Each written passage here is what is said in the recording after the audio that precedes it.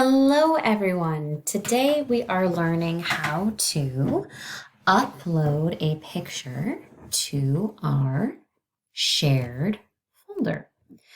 So first thing we want to do is to go to our lesson.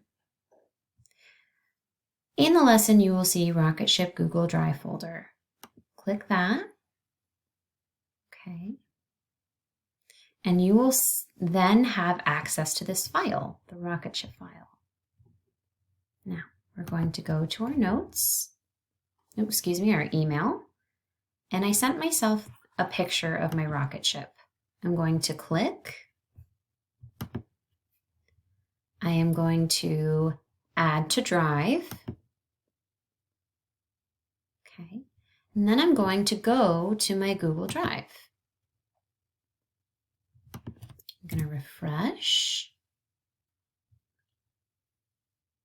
Here we go. I am going to right click, rename, and I'm going to put the name of my rocket ship as my first and last name.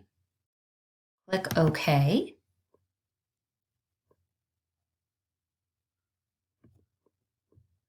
Double click your rocket ship.